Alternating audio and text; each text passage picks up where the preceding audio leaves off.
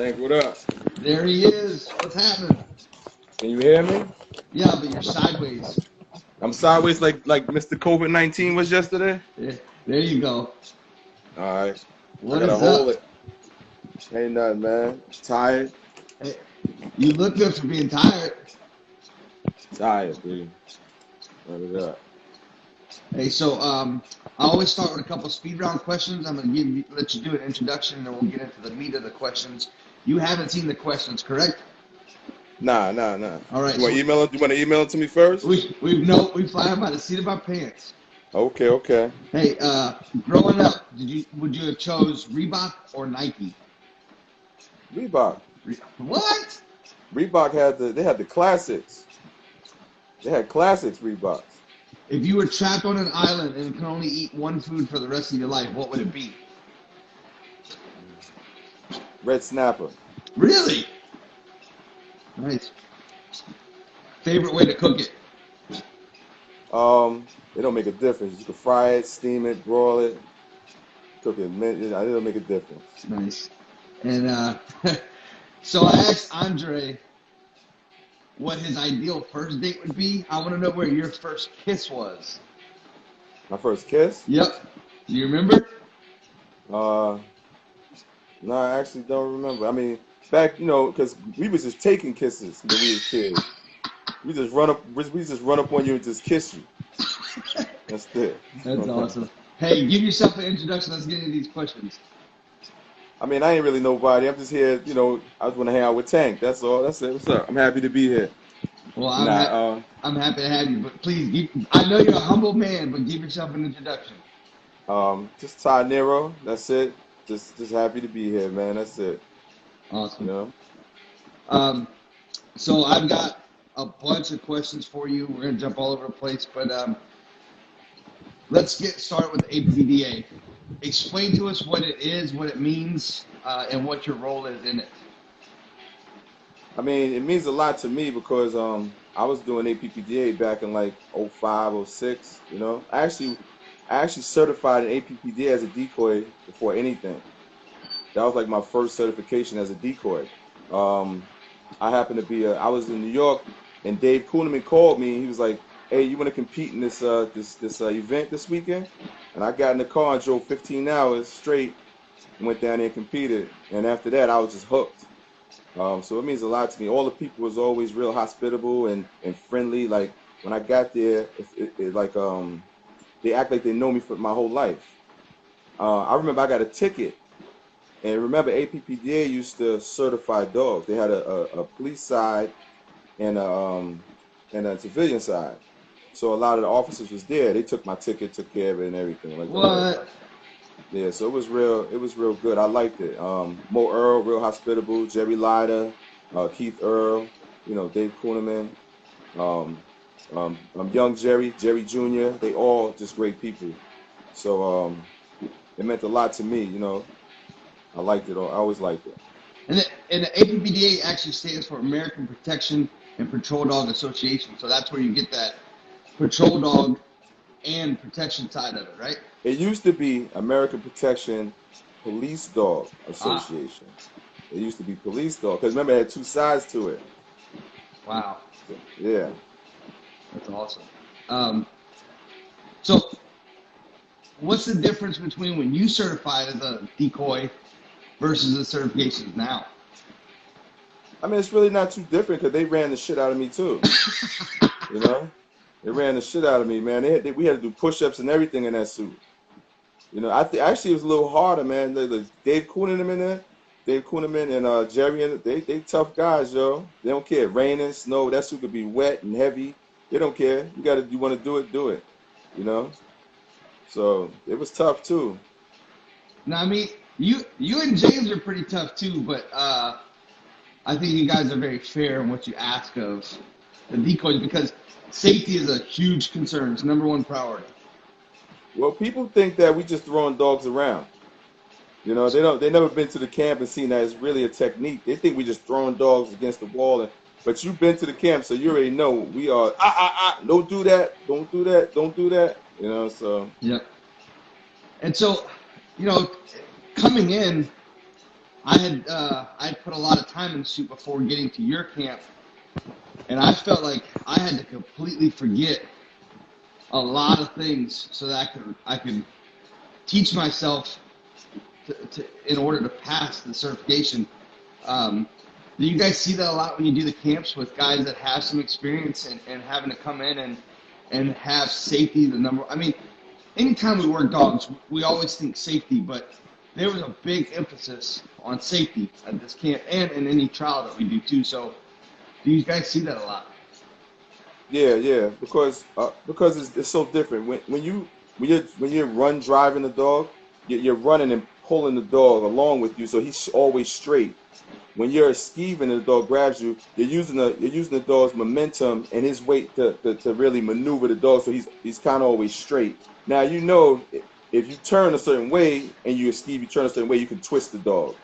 So, but it's a little harder to do that if you have experience.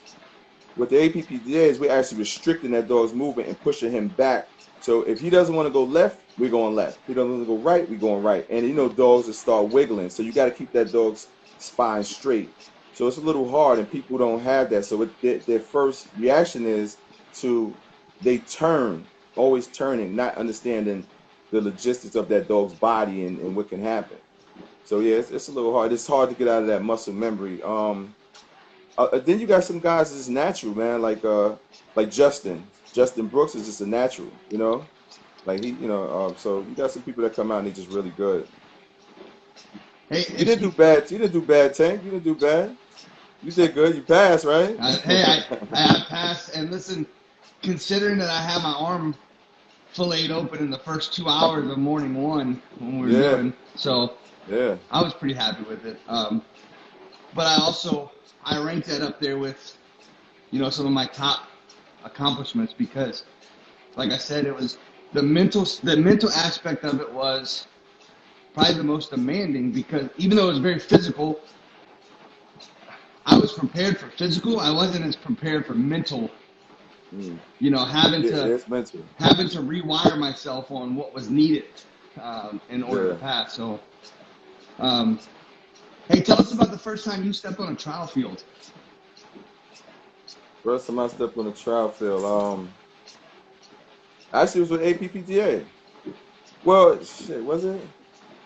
See back then, we did so many events. Like it wasn't about you couldn't there was no social media like that. First of all, we didn't want all the fur moms and dads there anyway. And you had to be invited out. And if you wasn't a real dog person, you couldn't come. Because if you wouldn't even come because you couldn't talk what you talk like you do online. You couldn't just chime in and say something stupid. So the first time I really did it was I think I did a show. It was the WAT. It was the Watts. It was like a Corso thing we was doing. We had we had to have about 70 dogs out there.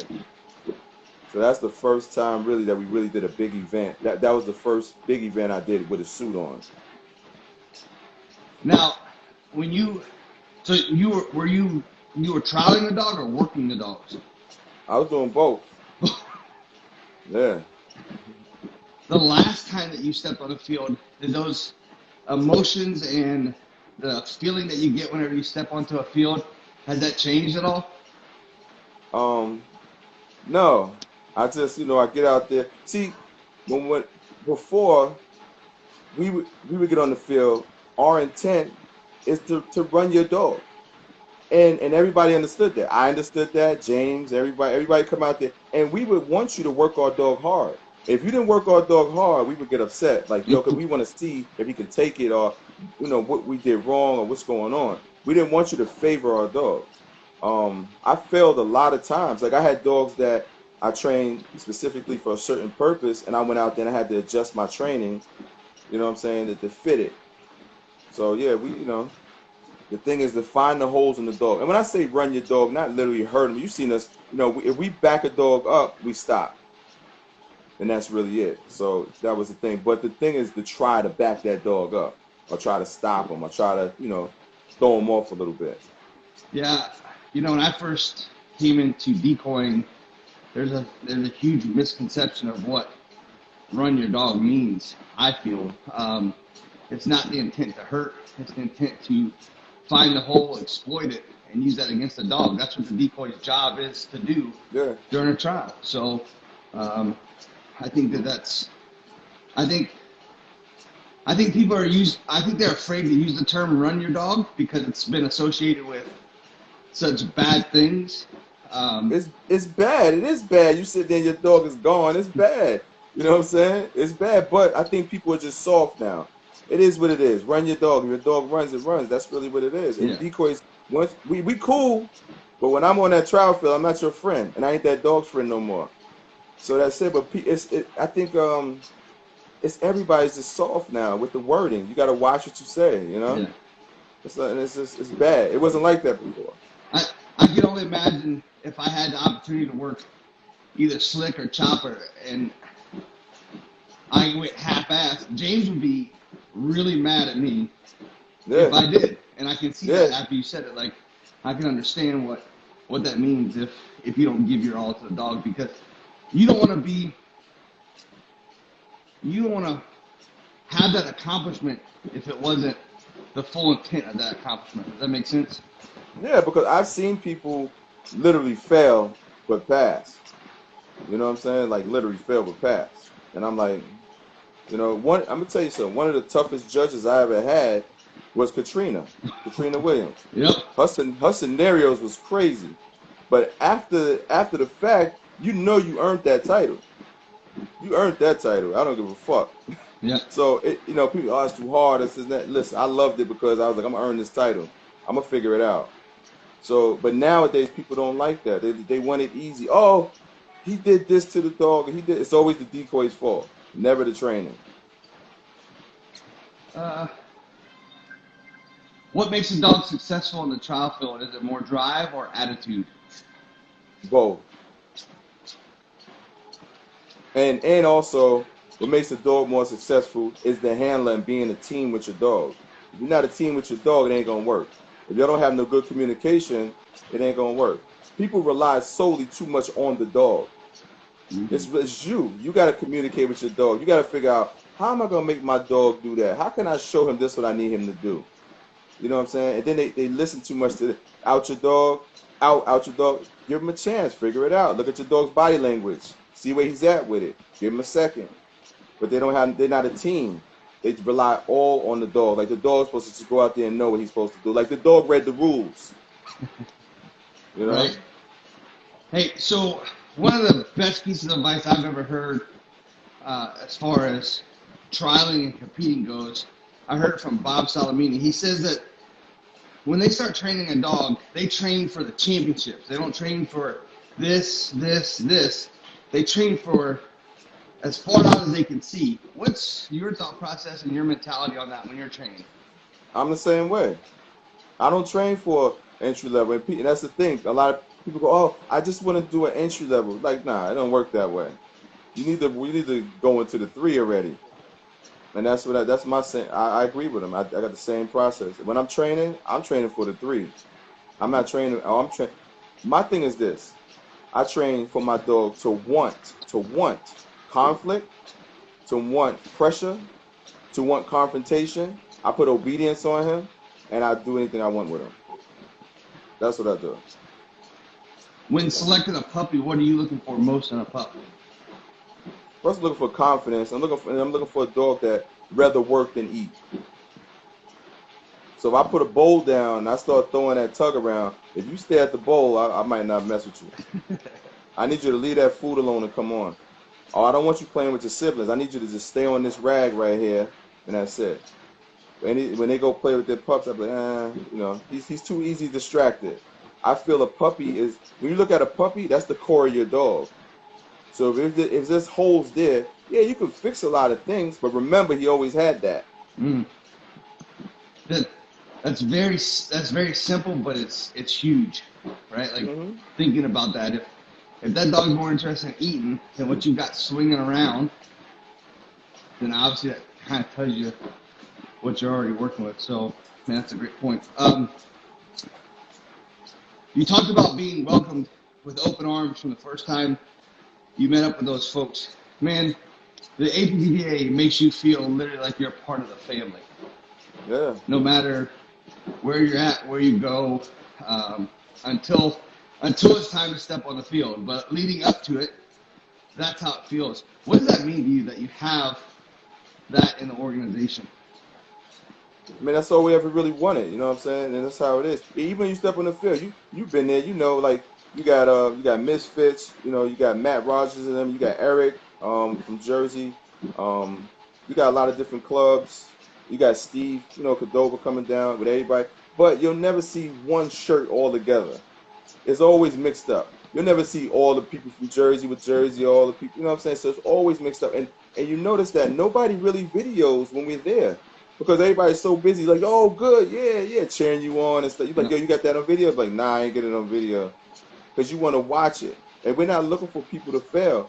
We're trying to help people. Matt Rogers got a big problem with that. Matt be like, come on, watch out. You know, he always yelling something out. Matt, you can't do that. He was like, I know, but he was going to mess up. You know, so it's just a family thing, man. And we go hard, and we like the hardness of it. And that's the thing. If you don't like the hardness, then it's not gonna work for you. If you think that we're gonna give it to you, or if you think you want to go out there and it's be shown favoritism, it ain't gonna happen. So, with that being said, what you guys got going on in New York right now at Saks, which, let me back up 1 second. First of all, happy belated birthday to you, June 6th. What did you turn, like 23, 24? Yeah. I just got my license. You got off that learner's permit, huh? Yeah, man. Happy birthday. So talking about Saks, man, this is where scenario-based training meets real-world application. I mean, what you guys got going on up there is pretty serious. It's outstanding for the ADDPDA, but it's also even more of an accomplishment for the guys that you've got up there with you. So talk to us about what you got going on, who you have up there with you, and how does that directly relate to the scenario-based training that we do? Well, we can go into the scenario-based training and things. You know, first I want to say, the cause. I support the cause. You got to throw that up. But all of us support the cause. You know, I mean, it's what's going on now is really just fucked up. I just believe it's like it's good versus evil right now, and that's really all it is. Good versus evil. Time out. Mm-hmm. I read a post that you put up the other day talking about that. Yeah. And I think everybody should read that. Everybody should read it. So yeah, because I think we're at a point right now where, you know, come on, it's a lot of injustices. Nobody's saying that you cannot say every group is bad. This group of people is bad. This group of people, no, there's always bad people in every group. But you can't, discrimination and single out people is wrong. But there's also certain injustices in certain places that you have to stop it. Like, it's always just bullshit. So anybody who doesn't see that are really just idiots. You know what I'm saying? Right. And that's really it. But I'm just more for like unity. You know, that's why I like the ADDPDA, because we all unity. That's it. We together, we family unity, and we stick together. And we invite you if you want to come in. And if you start bullshit, we kicking you out. We don't want all that gossip shit and all that. We got a problem with each other, we call each other on the phone. Yep. Like, yo, what's up? This and that. You know, we call each other. We take care of it. But I got a good group of guys up there. I really can't get into it, but I got a good group of guys up there, and they train the same way. They train hard, and we just, you know, it feel like, you know how it was in the military. You was in Iraq. No, I never deployed. I was only stateside. Oh, okay. Just a group of brothers just sticking together, supporting the cause, and then trying to keep people safe. And that's what people are really missing. It's not about, you know, we're gonna, you know, back off the rioters. It's not about that. The rioters, back off the protesters. The protesters are actually really peaceful, but you got idiots in every group. You know what I'm saying? So the thing is, to stop the idiots from making the protesters look bad, and that's really all it's about. You know. And those idiots are probably hanging out on the tail end of when a group comes by, right? Exactly. And they do that all the time. As soon as the whole group go by, you got the idiots in the back. Now they want to talk, but they want to talk and keep walking, because they need that. They trying to excite something, but people know when they see us that, listen, we showing solidarity. We with the cause. Just because we're working doesn't mean we're not with the cause, and they understand that. But they're knowledgeable and they're intelligent. But then you got the people who aren't intelligent in the back going, "Oh, get out of here!" You're just trying to excite a rider to get some sneakers. And it's not one group or one race or one color or one ethnicity. It's none of that. It's a variety of different people doing it. So you can't really point fingers at that shit. Yeah, I mean, if you turn on the news, you can see exactly what you're talking about. Yeah, you know what I'm saying? So, but it's a good thing, man. I mean, to be honest with you, a lot of us from ADDPDA been doing this shit for a long time. We just don't talk about it. It's like going to giving out food. Going, here, I'm at I'm handing out food on Thanksgiving. It's nothing to talk about, Right. We'll call you and let you know, and that's it. When you want to do something good, you do it. You don't gotta put it on social media, Right. So a couple of the pictures that did hit online, I know one of them was pretty powerful. It was several of the guys lined up. Everybody had their hand raised. At that time during the picture, was there protesters out in front of you guys? 5,000. 5,000. Wow. And and you said everything's been pretty peaceful, right? Yeah, it's been pretty peaceful. I mean, like I said, you got your stragglers and you got your your little groups, your little 100, 200 groups, but that's really it. I mean, look, like I said, we show them respect, and they really just keep it moving, Yeah. It's like trying to punk somebody. When you stand there and show force, they want to try to infiltrate. I might be able to get through there. But when you kind of sit there and you let them know, you don't have to show force to let people know there is force. You can still show respect and solidarity and let them know, listen, man, I'm with you, but so they walk by. They don't really fuck with us too much. Nice. So let's just, in sport work in general, across the board, I don't care, whatever sport, dog sport, if you could pinpoint one thing that you think is missing most of the time from that sport work, what would it be? Missing from the work? Yep. The old mentality. So people, go ahead. No, I want you to elaborate on that for me. People think that what's missing is people think that now they think because they train that they're supposed to pass. That's not true. You can train for 20 years and still fail. And a lot of new people think that. Oh, I train with Andre Carmichael, so I'm gonna get on the field and I'm gonna pass. No, you're not. You're not guaranteed to pass. You gotta get on the field and get a feel of it and figure it out first. You know what I'm saying? So I like the old mentality. Like I said, we train hard knowing that we might fail, but we went on the field trying to see where our holes was at so we can come back and fix it. If we pass, we pass. And like I said, the judges was tougher back then because people was a little tougher. Now people are a little softer, so the judges try to be a little softer now. I had Jerry Leiter call me one day and said, "Yo, why is the door open on the ATM?" I said, "Jerry, I can't, because the window used to be down. The dog had to jump out of the window." I told Jerry, people are soft, man. The dog jump out the window, hurt himself. We're going to be on the news. So, it's a little different now. So I think the mentality, man, honestly. Give me your favorite scenario that you have ran through, and give me your favorite scenario that you decoyed through.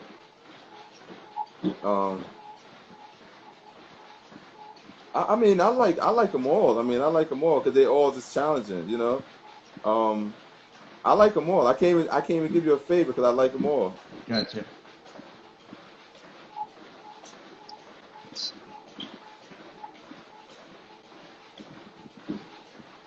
So we talked about training for championships, training ahead, but what do you think should change between levels? So as you trial, you pass, and you're preparing for the next stage of trialing, but you've been training for the championships. What should you change in between those?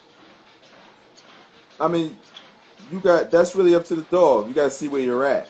You know what I'm saying? That's like a broad question. Um, so you got to see where the dog is at, and then you got to adjust to that. It's all about figuring out your dog, because as you change, your dog changes, and his behaviors is going to start changing. And then also, and I tell people all the time, if you don't feel stupid, you're kind of doing it wrong. Because sometimes you're gonna have to get out there and talk to your dog like a baby to get him through things. Or you're gonna have to start using some type of hand signals or eye gestures so he can understand what you're trying to say. Because remember, he's in drive, you know. Then little cues and things like that. So it's really up to the dog and what you're trying to accomplish at that time, you know, and then just really bond with him, really, and figure it out. Nice. Because everybody trains dogs, you know. Well, my old dog was like this, or my old dog was like that. It's not your old dog. You're gonna have to change up. I saw a shout out from James to you and the guys, and James talked about you and him spending a lot of time together, traveling, almost dying, getting bit a lot. What's it like to have somebody like that in your corner? The experiences you guys have had together, but also, where's the best place y'all have been together? Well, yeah, because what happened was, you know, when that shit went down with the other place, you know, I ain't gonna give nobody. I'm gonna leave that alone because I don't want them to pull the plug on you, Tank. But so I'm gonna skip over a lot of stuff. But what happened was, Mo Earl called me and was like, you know, you still want to deal with the ADDPDA? And I was like, hell yeah, that's Mo Earl. You know, I got mad respect for Mo Earl, so I was like, yeah, hell yeah. She sent me everything. I'm sitting in my living room, like, damn, this is gonna be crazy. So the first person I called was Dave Kuhneman. And I was like, Dave, what's up? The ADDPDA. Dave was like, let's do it. I said, all right. And then the second person I called James. James is like, man, motherfuckers ain't, that shit too damn hard, man. You know, James go, that shit too damn hard. You gonna get to do that shit, Ty? Fuck it, I'm in. So that sounded just like him. Yeah. I called James, yo, James, we gonna do the ADDPDA. I sent him a scenario. He said, motherfucker, this is too hard. Motherfuckers ain't gonna do this shit too hard, Ty. Fuck it, I'm in. Let's do it. So then we just started traveling. I set up a few things, and I was like, yo, we got to go here, we got to go there. And we started traveling. I think the best place we've been was, I don't know, we've been a few places, man. But I think Texas was funny as hell. Texas was crazy because motherfucking James dogs are just escape artists. We sitting there working Slick, and here come Chopper. We sitting there working Chopper, and here comes Slick. You know what I'm saying? They coming through his sunroof. They done bust his window. They coming out the back seat. Like James could not contain them damn dogs, man.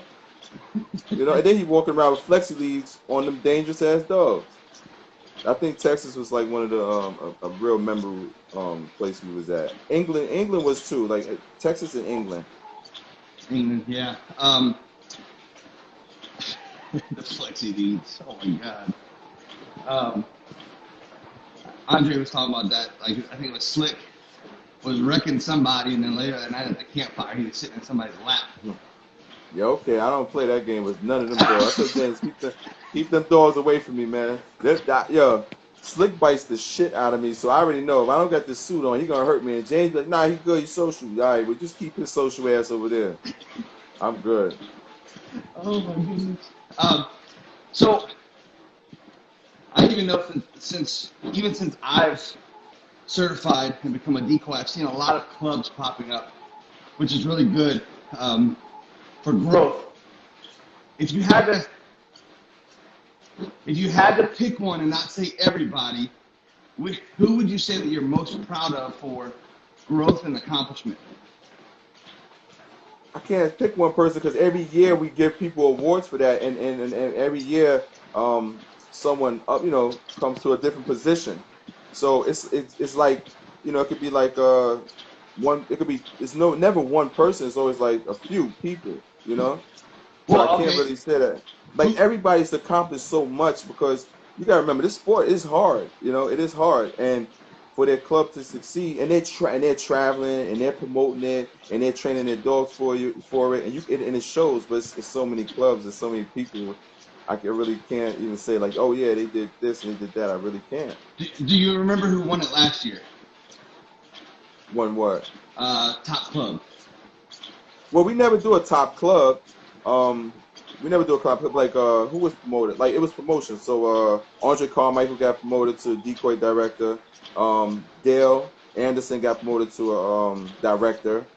You know, things like that. I think Matt Rogers got promoted the year after before that. So, you know, every year, you know, people get promoted to certain things, but they put in certain, you know, different work. Andre Carmichael don't really have a club, but you know, he's valuable. He's putting a lot of work as far as showing decoys and teaching decoys and being a decoy himself. Yeah. You know, and you know, able to teach decoys his skill. No matter how crazy he is, he can still teach a little bit. You know. You said a little bit. Yeah, just a little bit. Speaking of Matt, when the Misfits held one of their camps, he was there, and I was kind of off with him and his group, and sitting back and watching him instruct and lead and really break things down to where, you know, somebody that's as good as he is could easily down talk people, look down upon people because they're not prepared or whatever. But I sat back and I watched him build people up, instruct. What's it like to have somebody like Matt in the position that he's in, to where he comes to camps, he helps, you know, Justin helping, Andre helping, guys like that. But specifically talking about Matt, because there's something about him that when I was sitting back and watching him, I was very impressed. Well, let me say something first, because one person who doesn't get a lot of recognition is Nick Tolson. Nick Tolson is a hell of a teacher. I had him at a camp one day, and he's really, really good at teaching. And Nick is real quiet and laid back. He is. But he's really good at instructing, like real good. So Nick, you need to get your ass out there more. Matt Rogers is good. Yeah, he's good. He's always building. That's why I say when we had the trials, like Matt got Tourette syndrome. You know, he'll just yell it out. Don't do that. You know, so he's always building people up. And he's hard, but he wants to see people succeed, like we all do. But that's why we all get along. No, even outside of ADDPDA, before we even got it together, we was always together anyway. You know, it was Misfits, us, Matt Rogers, you know, and a few other people. So we always train together. But yeah, I mean, it's good having Matt. Matt is a really good dude, you know. So that's like my brother. So when the Misfits put on the first annual barbecue, I think it was 2 years ago. Mm-hmm. The amount of people that were there says exactly what you're saying about the family, about the unity, about that. I mean, I went and I looked around, and there's just a ton of people there. Mm-hmm. You know, so many people could have had excuses of why they weren't going to be there and all that stuff. Yeah. People were there. Yeah. So, let's see. All right, I'm gonna put you on an island with 100 dogs, police dogs, and you can take 3 people with you to get them trained. Who are you taking?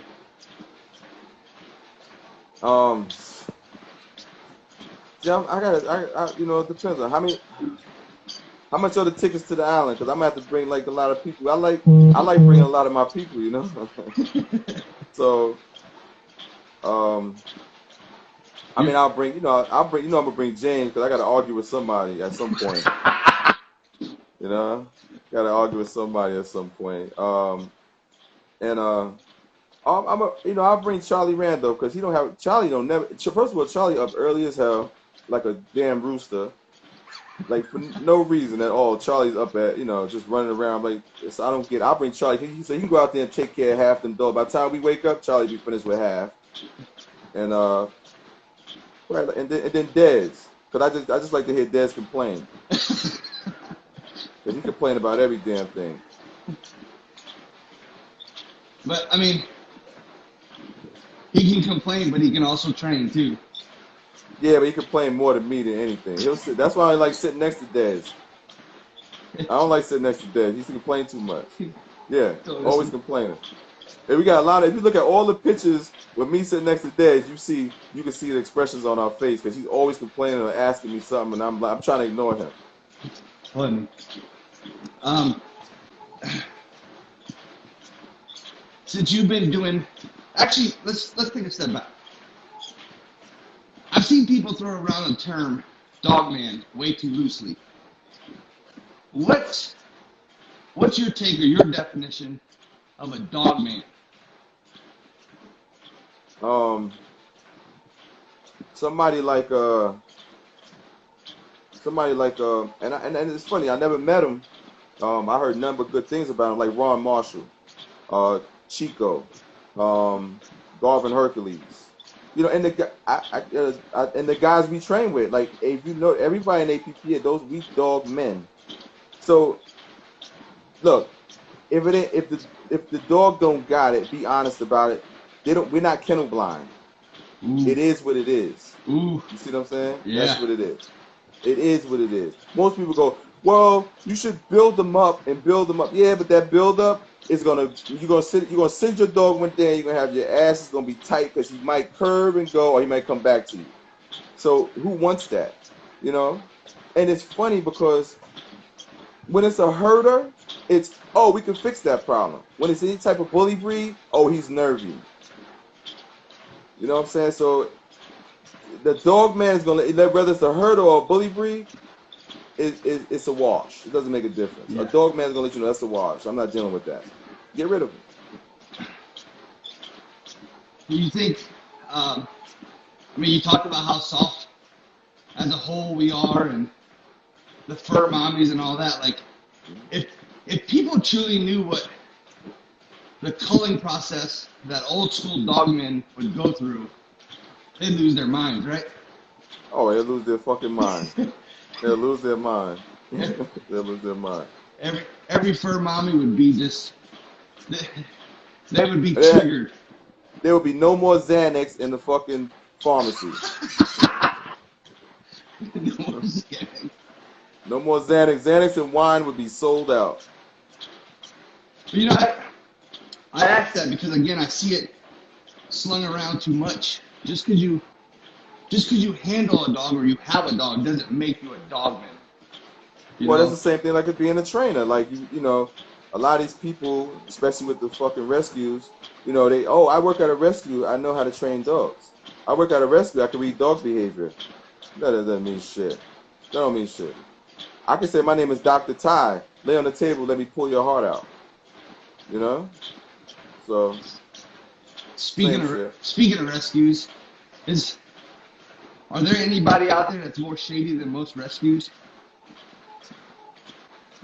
The shelters. That's a good pull.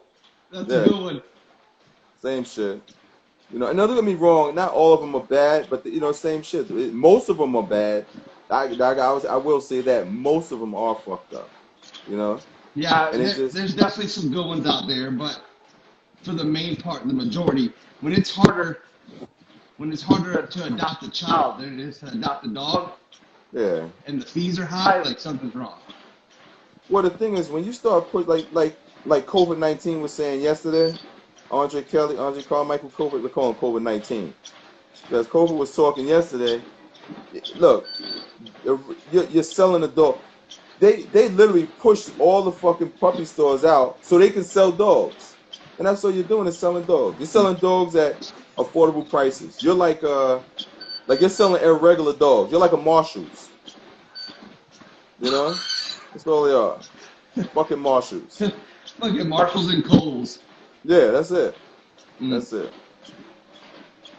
Wow. Let's see. What's been your greatest accomplishment on the trial field?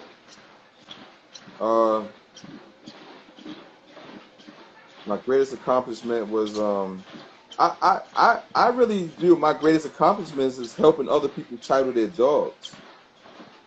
I like to see. I was talking to Matt Rogers last night about that. Matt and Nick Tolson, because I like to see other people work. I like to if I can help somebody be a good handler and their dog, I like that better than anything. You know? Nice. If you could walk, if you could walk up, take the leash from anybody, and keep their dog, who would it be? Well, I'm taking a couple of dogs. I'm So, definitely all going right, to give me get. three. Give me three. Oh man, I would take Doug Ass. I wanted to take Doug Ass last night. I love Doug, Black Doug. I love Hell Black yeah. Doug. Um, I want Slick too, but I don't know how long he gonna stay with me. You know. I like Slick. Um, who else? I got so many dogs, man. I would take. I just can't pick. It's so many. Like I like Bane. Um, Jennifer got a nice fucking dog. Jen Thornton. I like Vex. I would take Vex. Doberman. Actually been at my. Yeah, I was. Vex was at my house with Jen, and I was gonna almost lock Jen out just to keep Vex, see how long he would stay with me. 'Cause, I love Dobies, and then I like a few dogs, man. Like I'm a fan. I'm a fan. If I got to pick three, no particular order, but I would have to go. I'm gonna agree with you either. I'm gonna either go Black Doug or Luca Brasi, one of the two. I would take Luca Brasi because I know Dez would cry, and this is to see him cry. I would have to get that on camera. He probably wouldn't steal our food since we're bigger. Yeah. I want to see him cry though. Imagine Dez crying. Man, poor Dez. He gets it so bad. So one of the two, Black Doug or Luca Brasi. Then I really like Hennessy, Justin's dog. Oh yeah, and he's a nice dog too. Yeah. And then, man, I gotta throw a herder, and I would have to go Jax from Steve. Yeah. Yeah. So I got a tank in either Brasi or Black Doug. Yeah. I've got a light armor vehicle in Hennessy, and I got my herder. So. All right. Yeah. What's your favorite breed? Oh, Pitbull all day long. Oh yeah. Yeah. Okay. Yeah. All right. So I grew up with them 30 plus years until the feds raided our home. My dad was a dog man in the South, and he raised pit bulls. And I as a kid living in a trailer, we would give up one of our bathrooms to whelp puppies. Yeah. That's how it is. It's that's all that I knew. I remember watching or going with him. This is a true story, and a lot of people are going to get their feelings hurt about this, but this is how it works. Hurt their feelings. We're supposed to hurt their feelings. Come on. My dad drove 13 hours. I think we went to Tennessee somewhere, picked up this dog, 6-month-old dog.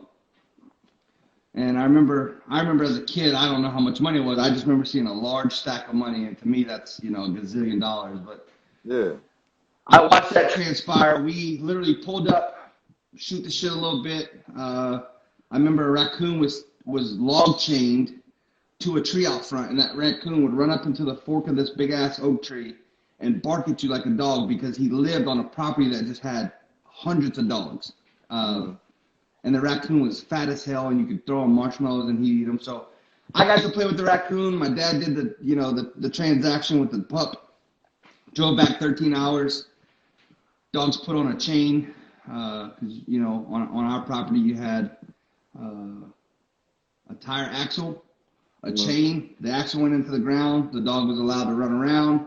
He had a dog house. He had a 5-gallon bucket, and they ate better than us kids. But where I'm going with the story is my sister was, I think, probably 9 or 10, and she knew better, but we were outside, and we were close to that pup because my dad was showing some people the dog, and my sister ran up and started touching this 6-month-old puppy, started stroking its back, just petting him, playing with him. He turned around bitter. Without hesitation, my dad walked in, grabbed a shotgun, and got rid of it.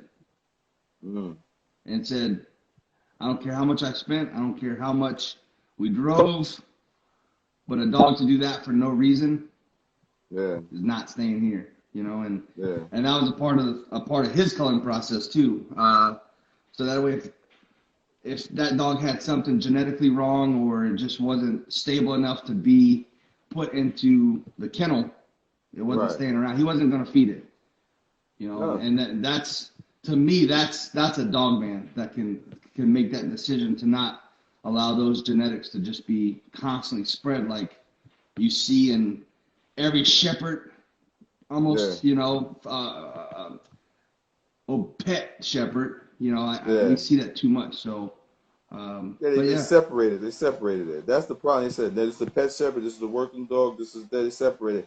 Oh, my father, God bless. My father was the same way. If I put my hand in the dog's bowl while he's eating, he bit me. My father, get the fuck out of there. I told you, stay away from him. yep, Don't mess with him when he's eating. yep. But if he did something like that to the bite, oh, my father, yeah, dog bites you, he gone. He dead. Yep. He gone. Ain't gonna be no. Oh, he. You know, maybe we should work with him a little bit. No, we're gonna work with him in the yard. Let me rehome him and let somebody rehabilitate him. No, Nah, that's ain't gonna be none of that's ain't not gonna be how it none of works. that. Dude. And that's why there's better dogs back in the days. Yep. That's why the dogs were better, because the culling process was different and people didn't tolerate that shit. So that it was better. Nowadays it's a lot of money. You know, it's a lot of stories, you know. Hey Tank, man, I got this dog over here, man. His owner fell asleep, never woke up again, and you know, she was divorced and she lost her house. You go, oh, that's great. The dog needs a home, you know. Pulling on my heartstrings. Mm-hmm. Yeah, it's always a story, but the realistic is that somebody just dropped the damn dog off. Yeah. So you know, that's it. I think Andre said they need what? They just need some soap. Yeah. Oh yeah. So That's a long story with that right there. what's been your most favorite accomplishment with dogs? Not on the trial field, but just in general. Like, was it a rehab case, or was it, you know, putting a dog in the right hands of somebody and watching them just, you know, grow and go from there? Well, I've been lucky I picked a lot of dogs for a lot of people. Like I said, I like to see dogs put in work. I got a dog, Rob. I've been doing this for a long time, so it's hard. Like I don't want to. I don't like to talk and then I forget somebody or something like that, you know. But most recently, I got a dog in Canada with Rob Durskin. He's doing real good with Rob. I was really hoping Rob didn't call me because I was gonna keep that puppy. You know. I said, nah, he ain't gonna call me. And Rob was calling me every day, so he got it. I got a dog in Russia that's doing awesome. Nice. I like seeing other people's accomplishments, man. That's really it. Awesome. What we do is we imprint, put a foundation on the puppy, so we know exactly what it's doing. So if you fuck it up, we know you fucked it up. Because one thing about us, I'll wash a puppy in a minute. You know, I'll tell you straight, nah, you don't got it. I'm not gonna sit there and go, let him mature. You know, and then he's 5, you go, let him mature. You know, Yeah. You're not doing that. Yeah, at 8 weeks old, I already know what my puppies is gonna be. Nice. So you know. Well, what's your favorite breed?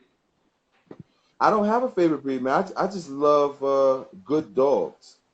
Nice. Like I just love good dogs. I was talking when we was talking about that last night. I don't care what it is. It's a good dog. I'm not a Mal person. I've trained a lot of Mals. I've trained Dutch Shepherds and all. I'm not a Mal person, but Pharaoh was just a good damn dog, man. And I almost sold him too. And that was the thing. I bought him to sell him. Somebody called me. They wanted a dog. I said, all right. He wanted me to train a dog. When his mouth, I said, yo, it's not gonna do it. Let me find you one. So I found the Pharaoh, and he never came back. So I paid for Pharaoh, and he never came back. So while I'm not gonna let him sit, so I'm training him as we go along. And then I went and put the entry level on him in the PDC at 5.5, 6 months old, and I just kept him from there. Like, okay, well, I'm keeping him now. And Pharaoh's like Pharaoh's like a bully though. You know, he's a bully. Yeah. He's not no herder now. He don't got them herder instincts no more. He had to leave him just outside. Copa and how hard he bites. Is that just naturally him, or was that from doing a lot of just bite pressure work as a younger dog, or is that just naturally him? No, it's naturally Copa, but we do what we do is and Dad's probably gonna be mad because he told me one time, don't tell our secrets. But what I do is, and this is for the masters though, a lot of times they don't open their mouth. So and they come in like this, and when they come in, they push their lips back and they fan, Mm-hmm. and that's a big problem. So what we started doing was putting a hidden sleeve up in the suit. So now when they come down, they know it's big and it's hard, and they gotta crush that. Well, not all masters, our masters, Yeah. you know. So I can't talk for everybody else, but they come down, they gotta bite hard. So Copa, in Copa's mind, when he coming down, and I used to tell people, yo, put an extra gauntlet on or put something under your suit, because you know. I remember he really hurt somebody really bad because they didn't want to listen to me. They was like, I got it, and he hurt them bad. So that's his mentality. So every time he comes downfield, he's thinking it's gonna be big because I want him to open his mouth and it's gonna be hard. So he knows, he understands how to bite like that, and that's it. So without that hidden sleeve under your suit, you know, it's just hard. But I do that with all my dogs. I'm storing that in the memory bank because I like it. Thank you. Yeah, I do that with even Pharaoh. The same shit with him. I put a hidden sleeve under. During training, it's so hard. I make everything hard. You know, when I get on the field, or they go downfield, it's perception. If they perceive the shit gonna be easy, they're gonna go downfield half-ass. If they perceive the shit gonna be hard because it's always hard. Well, they don't perceive it be hard. It's normal. Yeah. You know what I'm saying? So it's just normal to them, right? Nice. Well, listen, we've hit our time. I don't want to get cut off here before I let you out of here, but I thank you so much for your time. Thanks. Same to you. I love you, and if you need anything, hit me up. But tell everybody where they can get a hold of you and find you if they need to get a hold of you. Call Tank. All right, bro. I love you. I'll talk to you soon. I love Tank. See you. Bye. One. I love that.